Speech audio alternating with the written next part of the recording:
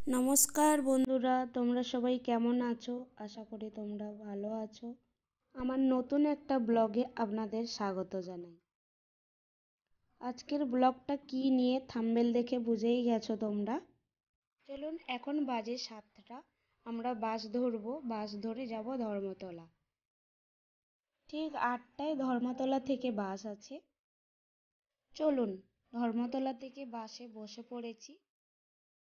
বাসে ওঠার আগে ভিডিওটা করতে পারিনি, খুব তাড়া ছিল, দেরিও হয়ে গেছিল আমাদের যেতে যেতে।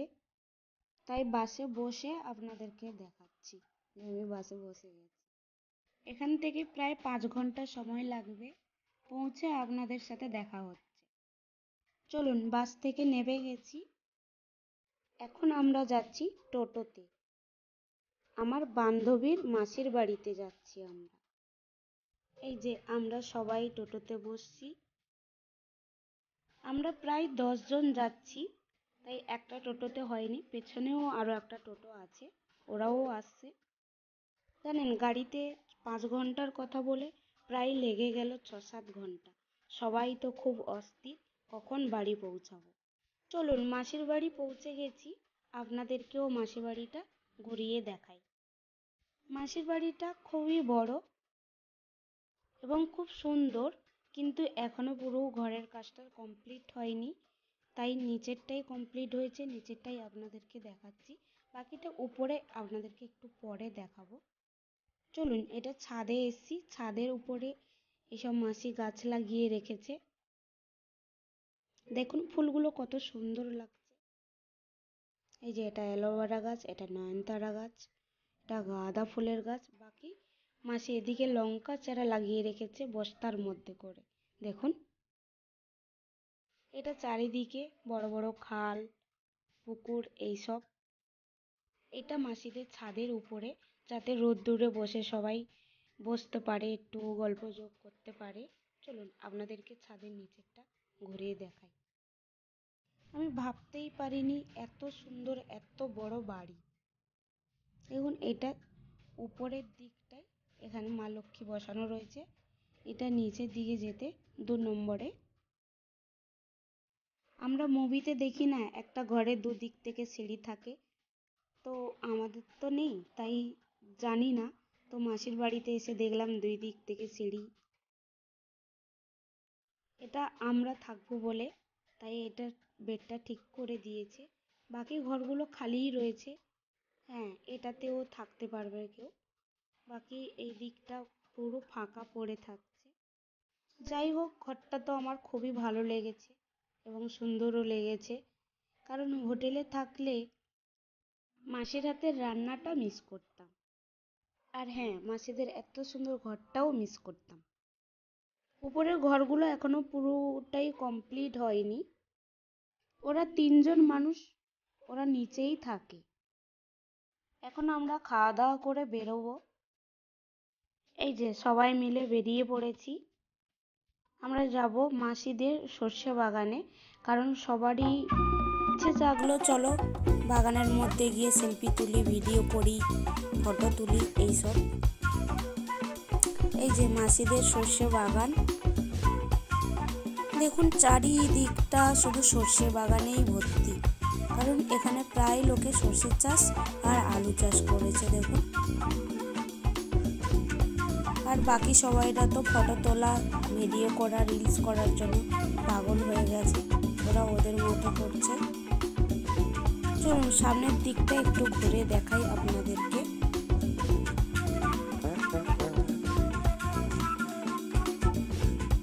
ওই যে পুচকিটা ফুল তুলে কারি করছে, আর আমি এদিকে ভিডিও করার জন্য বাগানের মধ্যে ঢুকছি।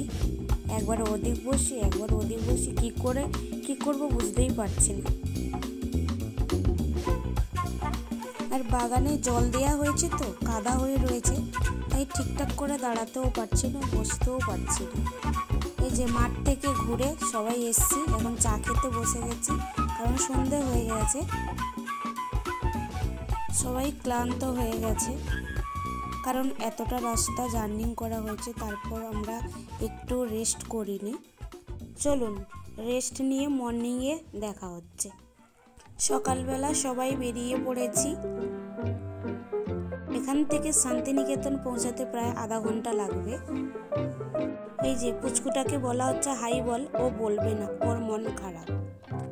এটা হচ্ছে অজয় নদী। এখানকার লোকেরা আজকের দিনটা ওরা এখানে পিকনিক করতে আসে। টোটোতে বসে আছি তো তাই আপনাদেরকে নিচের দিকটা দেখাতে পারছি না, প্রচুর লোক এসছে। এই যে এটা হলো বোলপুরের বিশ্ব বাংলা। এখনো স্টার্টিং হয়নি, যদিও কাজ চলছে চারিদিকটা, তাই আপনাদেরকে বাইরের থেকে ঘুরে দেখালাম।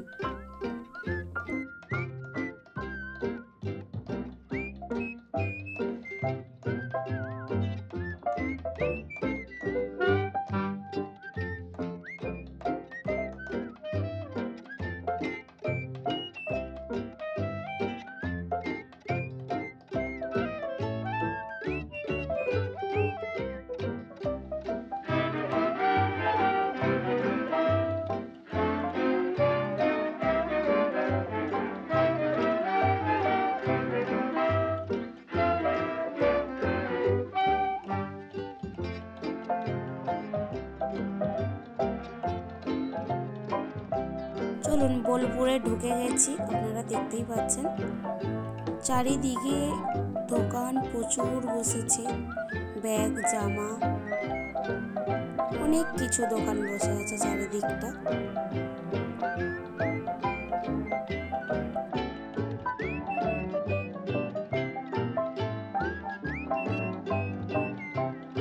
এই যে বটগাছটা আপনারা দেখতে পাচ্ছেন, দাঁড়ান আপনাদেরকে ভালো করে দেখাই। আপনারা গাছটা নিশ্চয়ই চিনতে পেরেছেন। সহজপাঠের ফার্স্ট পেজে এই বটগাছের ছবিটাই দেওয়া থাকতো। ওই যে তাল গাছটা দেখতে পাচ্ছেন, সরু করে কালো হয়ে আছে, এই যে মনে পড়ছে তাল গাছ এক পায়ে দাঁড়িয়ে উঁকি মারে আকাশে।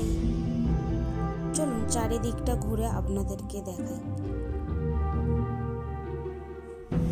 প্রচুর লোক এসছে, প্রচুর লোক, চারিদিকে লোকে লোকান্ড ভর্তি হয়ে আছে।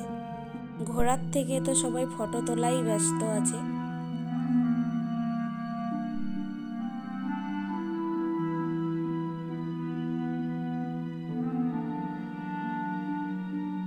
কিন্তু চারিদিকে বন্ধ, কোথাও ঢুকতে দিচ্ছে না।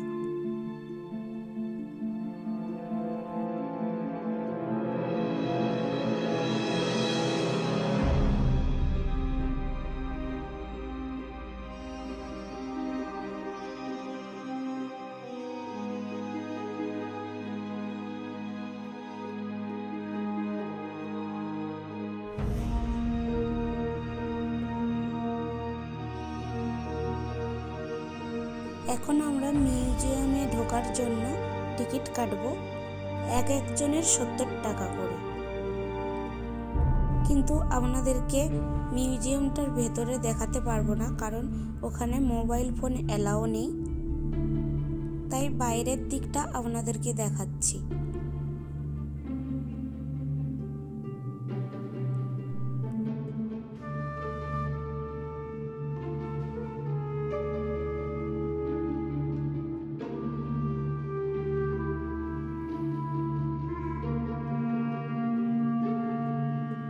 এই যে দেখছেন, এটা মিউজিয়ামের পেছনের দিকটা।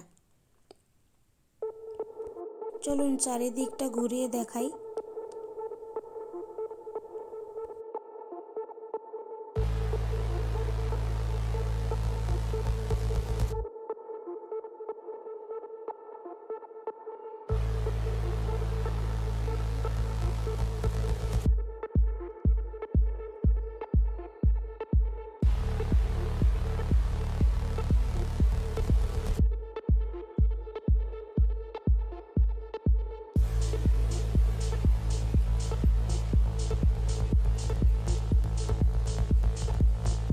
দেখুন এখানে প্রচুর ফুল গাছ রয়েছে এবং বিভিন্ন ধরনের ফুল গাছ রয়েছে। এত সুন্দর সুন্দর ফুল ফুটে রয়েছে যে মন একদম খুশি হয়ে যাবে। সত্যি খুব শান্তিপ্রিয় জায়গা। নামটা যেরকম শান্তিনিকেতন, জায়গাটাও তেমন শান্তিপ্রিয়। মিউজিয়ামের ভিতরটা তো আপনাদেরকে দেখাতে পারলাম না, কারণ ওখানে ভিডিও বা ফটো তোলার নিষেধ আছে। মিউজিয়ামের ভিতরে যা দেখলাম আপনাদের সাথে শেয়ার করি। রবীন্দ্রনাথ ঠাকুরের চিরুনি, জামা, ওনার চশমা, যে ওষুধপাতি উনি ব্যবহার করতো, ওষুধ, এবং উনি যে লিখত পেন, এবং ছবি আঁকতো, যে ছবি আঁকার তুলি, বিভিন্ন দেশ থেকে যে পুরস্কার পেয়েছে সেগুলোও রয়েছে। এই যে এখন যেটা দেখছেন এটা রবীন্দ্রনাথ ঠাকুরের ব্যবহৃত গাড়ি।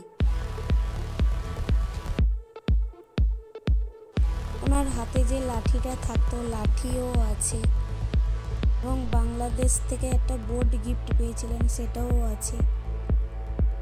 ওনার চশমা, জুতো, প্রচুর কিছু রয়েছে ওর মধ্যে, আপনারা গেলে দেখতে পাবেন।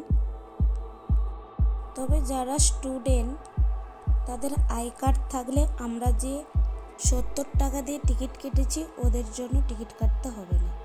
যারা স্টুডেন্ট আপনারা আসলে আই কার্ডটা সাথে নিয়ে আসবে। আমরা সবাই তো ঢুকেছি, কিন্তু চারিদিকে কে কোথায় ছড়িয়ে ছিটিয়ে রয়েছে জানিই না, কিন্তু আমি আমার মতো করে চারিদিকটা ঘুরে বেড়াচ্ছি।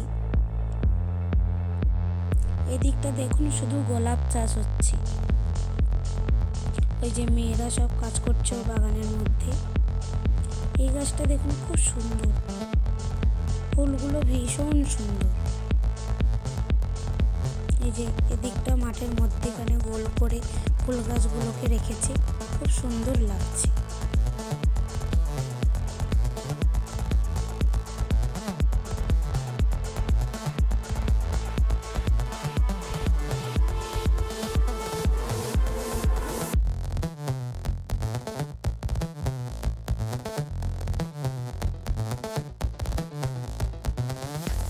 চলুন এখান থেকে বাইরের দিকে বেরিয়ে যাচ্ছি, কারণ অনেক বেলা হয়ে গেছে, বাইরের দিকটাও ঘুরতে হবে। এই যে বাইরে বেরিয়ে এসেছি, অনেকটা এরিয়া তো, হেঁটে হেঁটে ঘুরতে অনেক টাইম লেগে যাবে, তাই আমরা টোটো নিয়ে নিয়েছি, টোটোর মধ্যেই ঘুরছি।